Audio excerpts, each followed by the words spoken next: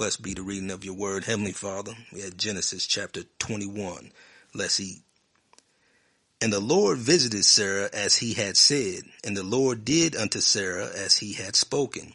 For Sarah conceived and bare Abraham a son in his old age, at the set time of which God had spoken to him. And Abraham called the name of his son that was born unto him, whom Sarah bare to him, Isaac. And Abraham circumcised his son Isaac, being 8 days old, as God had commanded him. And Abraham was 100 years old when his son Isaac was born unto him. And Sarah said, God hath made me to laugh, so that all that hear will laugh with me. And she said, who will have said unto Abraham that Sarah should have given children suck? For I have borne him a son in his old age. And the child grew and was weaned, and Abraham made a great feast the same day that Isaac was weaned. And Sarah saw the son of Hagar, the Egyptian, which she had borne unto Abraham, mocking. Wherefore she said unto Abraham, cast out this bondwoman and her son, for the son of this bondwoman shall not be heir with my son, even Isaac. And the thing was very grievous in Abraham's sight because of his son. And God said unto Abraham, let it not be grievous in your sight because of the lad, and because of your bondwoman. And all that Sarah hath said unto you, hearken unto her voice, for in Isaac shall your seed be called. So it's about bloodline, you understand? So that's why you get Abraham, Isaac, and Jacob. This book is all about bloodline, man, and family. All right, verse 13. And also of the son of the bondwoman I will make a nation, because he is your seed. He's one of your children.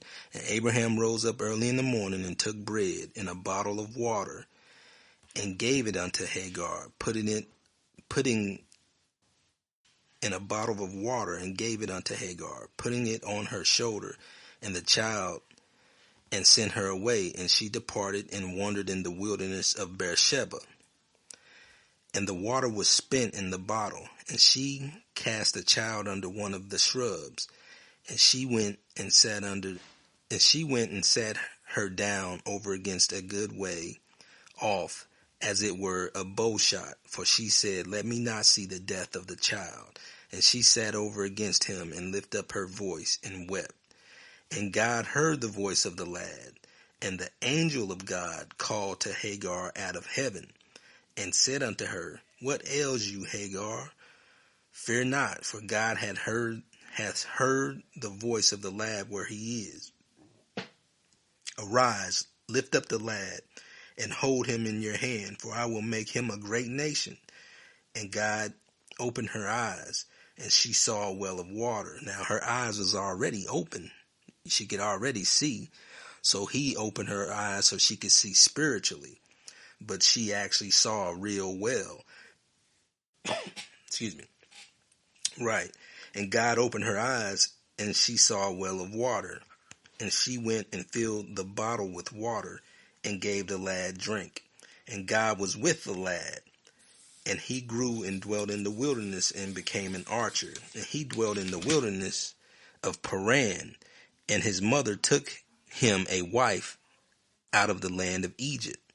And it came to pass at that time that Abimelech in Phicol, the chief captain of his host, spake unto Abraham, saying, God is with you in all that you do.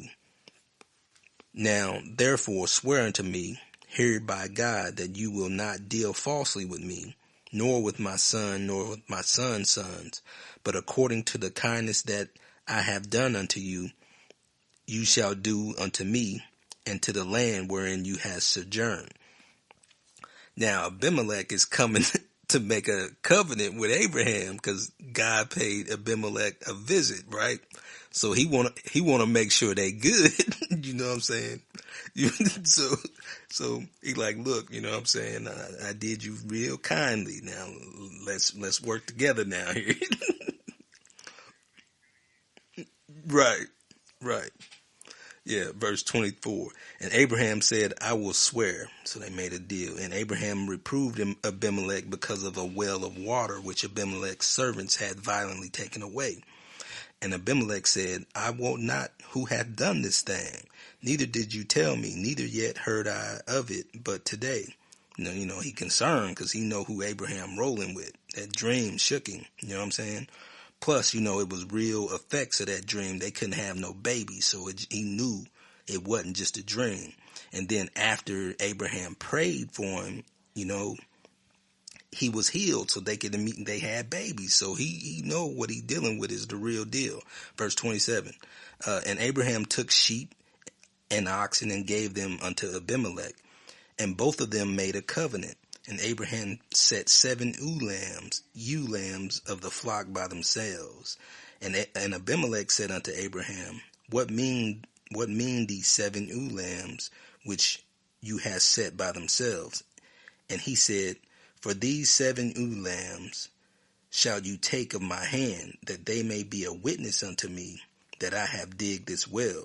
Wherefore he called that place Beersheba, because there they swear both of them, because they made a covenant at Beersheba. Then Abimelech rose up and Phicol and the chief captain of his host, and they returned unto the land of the Philistines. And Abraham planted a grove in Beersheba and called there on the name of the Lord, the everlasting God. And Abraham sojourned in the Philistines' land many days.